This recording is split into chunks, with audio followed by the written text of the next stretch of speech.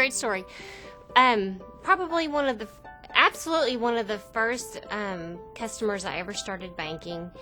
He came to me. His request was an extremely small business loan.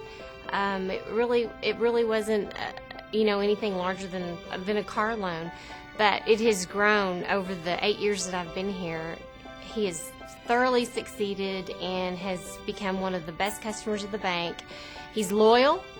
He refers business to me every day, every chance that he gets, and that's cool. And Hyde Parkway. What's he telling you? Same old deal as last one. Yeah. Hey, Yeah. Really, any changes for the mini PD for Mobile and Hyde? Good. Item number 3, also second and final, ordinance 7397, Pine Ridge and Glenwood Drive. This is the residential development. Commission? Okay. No changes. Item number 4, ordinance 7398, same thing, this one out in Hillside Terrace.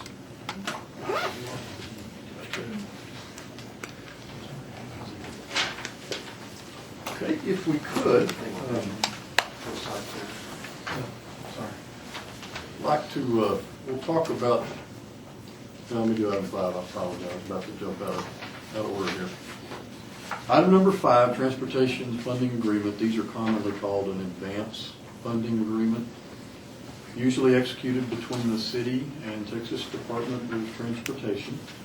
And it is to put the city on tap for 10% of the cost of certain pieces of the project. Prior to this one, the most recent one I think that we would have seen would have been the project that took Coulter north from the end of Woodlands up to the North Loop. This one is for the big project on the Southeast Loop. This is the city's portion of what's required to do right-of-way acquisition. We have to pay 10% of that, and certain utility, either relocation, adjustment, etc.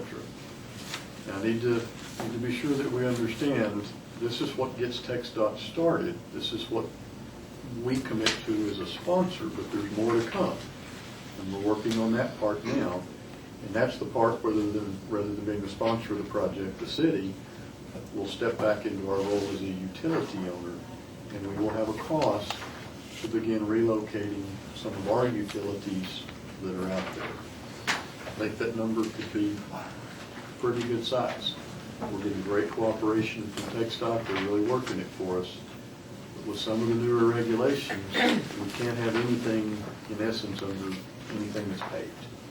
You'll be able to cross it 90 degrees, but we can't end up underneath it. So that's coming. Say that last part again, the last 2 sentences. The way those regulations are written today, we can't end up with a pipeline, and we have both water and wastewater down there. We can't have a pipeline that's under the pavement running with the pavement. We can cross it at 90-degree angles, but we can't be under it.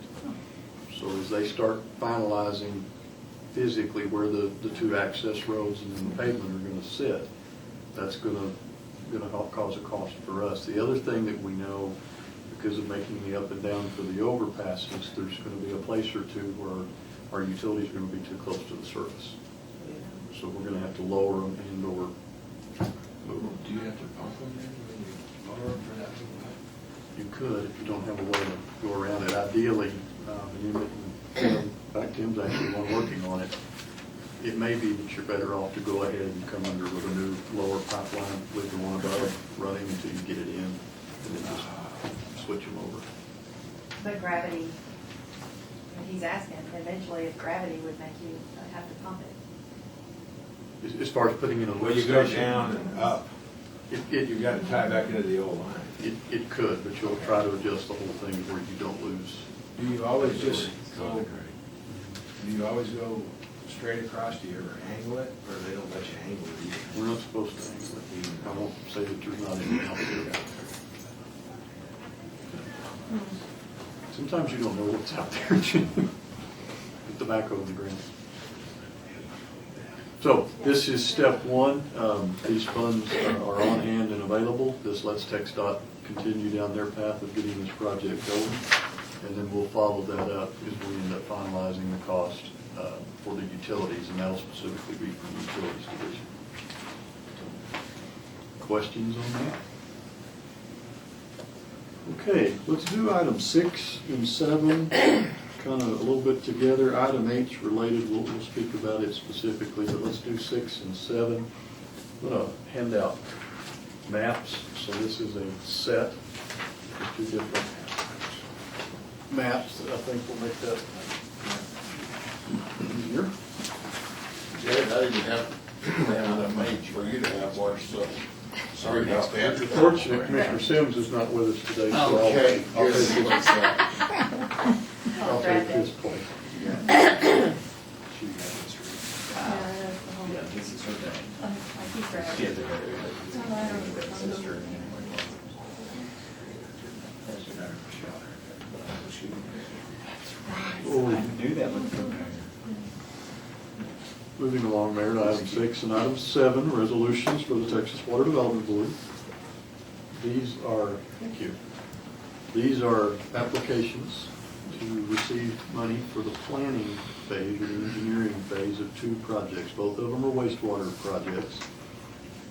The one that says lift station 32 on it, this is that brick building that's on South Osage.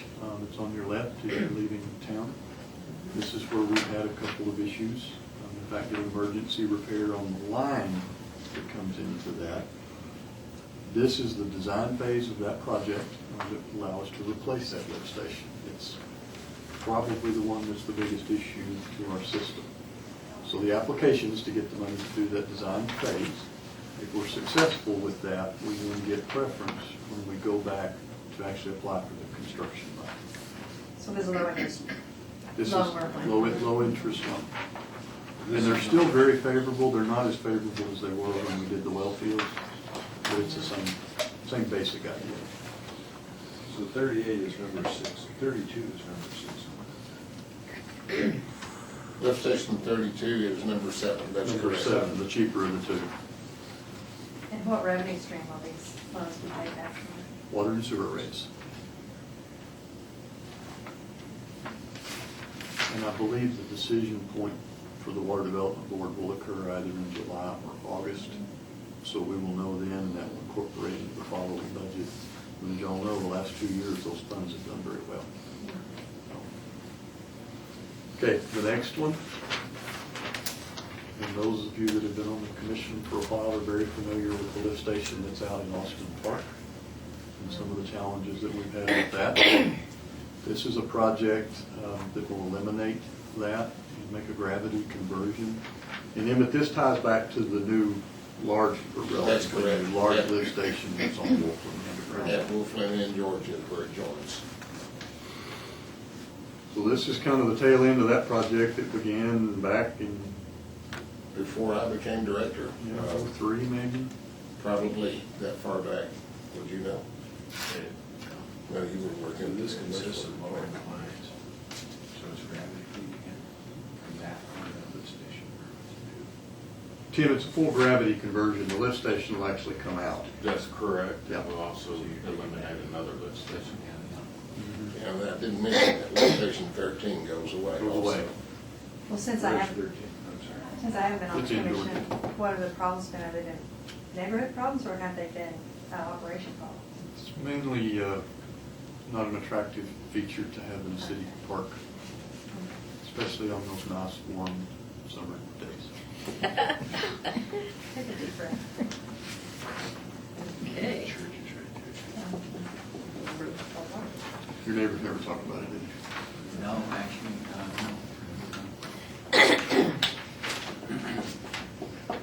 But that is the parsonage right there for the Yeah. Church.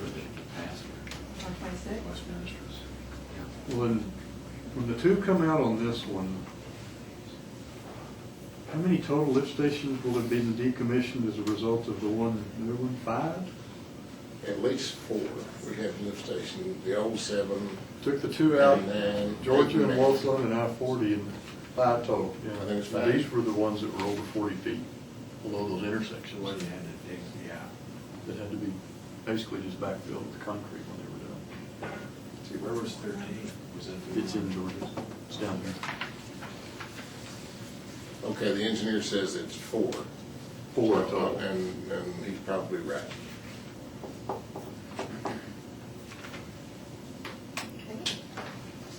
Okay, any questions on these two? It is, okay, so it's not so much the abandonment of the lift station, it's the cost, it's the rerouting of the lines. Long term, you have much lower operational costs, and you certainly eliminate some issues associated with having So, a lift station. So a lift station, do you salvage something out of it, or do you just? You're gonna backfill the lift station? We'll take the pumps out and some of the electronics, but they'll become just backup. The large ones that were under Georgia that we first did. It's backfill with concrete. The whole intersection basically was over manufactured cavern. Georgia Remember that was right there in that little tiny island, where that little manhole. How many total lift stations on the system? I know we're not 54. sequential anymore. No, in the whole wastewater system, 54. 54. Yes, sir. That's my age, I Not for long. Relationship? This might be a chance to move to item number 8 if there's no further Okay. questions. I can remember her age because of something funny she told me back. Mine? Mhm. Okay. I don't want you to ever remember my age. I have no clue. But you were 21 when you were first elected. Okay, item number 8, Resolution Management Agency. This is kind of a, I hate to say on again, off again, but it's a requirement now of the Texas Water Development Board that we have to do a new one in order to apply for and hopefully receive the funding under item number 6 and item number 7. And we're the management agency now for the Federal Water Pollution Control Act. Now, we've actually done this before, so there's already one of these out there. It's just quite a bit older, and they want us to do a new one. We've had Marcus, an outside environmental attorney, look at it. We've compared it to the operations of the system, and we don't see that this is taking on anything truly that we're not already obligated to do.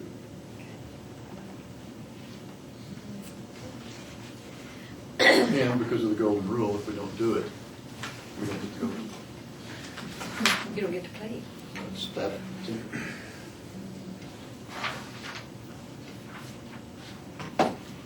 Okay, item number 9, appointments, boards and commissions. Advisory Committee for People with Disabilities. Hilda Easley and Myrtle Hodge are both eligible and willing to accept reappointment, should you so choose. Amarillo Hospital District. Bob Stafford, eligible and willing for reappointment if you choose. Ms. Hughes has served the terms, and we have a name suggested, Mr. Roger Williams. He's eligible and willing to consider.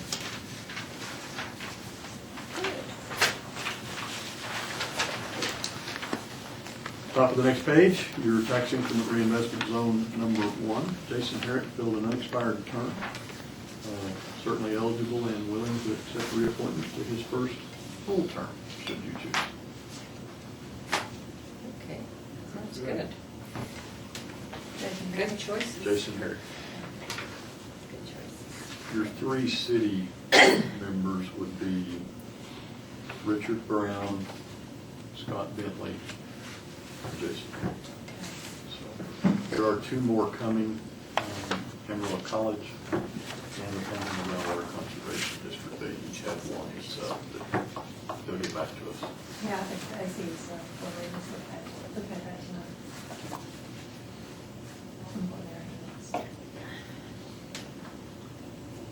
Consent agenda, item A, the women, infants, and children, the WIC grant. $751,000, still probably the only grant program out there, which each year comes up with more money rather than automatic cuts that we get. You do such a good job. Large number of clients, great program, and we're glad it continues to be funded.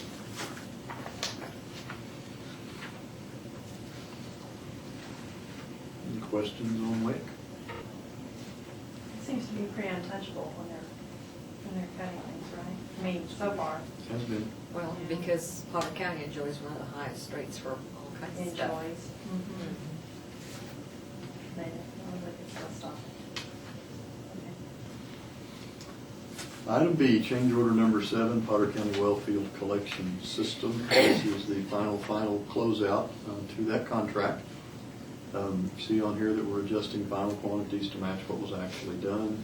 And then the 92 acres of grass, that's additional seeding that we needed to do because of our landowner agreement. Funding for this is within the original project budget, and overall the project is still well within the budget. So, pleased with that. Water Development Board has looked at it, approved the closeout, subject to this item. Yes, sir. Okay. Is this the last of the individual contracts to get their closeout letter? I believe that's correct, sir. Will be done. Good job, Ed. And the grass thing is necessary because it didn't grow well in 2011 and 12. It kept wanting to die, I wonder why. but we'll get it seeded. Okay. Item C, solid waste refuse containers, nice generic name for the trademark dumpster. 125 for the residential and 50 for the commercial.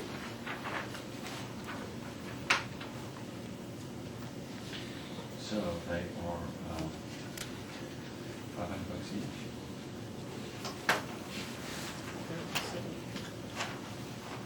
Let's see, very good. The 3 yards residential are $474 each, and the 8s, the tall rectangular ones, are $838 each. The residential ones last about 7 years, right? How long did the commercial ones last? I don't know, we have Shorter dramatically lifespans? fewer of those than we do residential. What if they're shorter lifespan on Well, they both get repaired. You know, we bought sheet steel here not too horribly long ago to put the new bottoms on it. And you saw Saturday the interest in how all that stuff works. those? Just almost amusing. Yeah. Okay, well, it's fascinating. People are fascinated with the way the lights work too. Fabulous. Oh, yeah. Item D is refilling our inventory of the pedestrian lights. We just signed off on the purchase by tooth and totem of their lights for their project. Okay. Questions, comments? Anything on the agenda? My mind was somewhere else. And Jason Herrick, is he being, tell me. Reappointed. He's He was- reappointed, but he wasn't appointed for. Unexpired. Unexpired. Unexpired term. Okay. So this will be his first full That's term. right.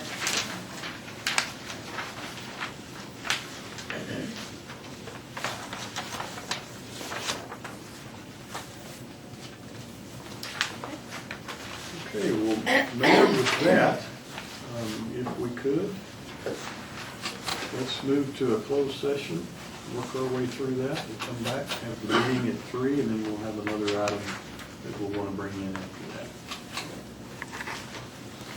The Mayor Commission, I'll call it closed.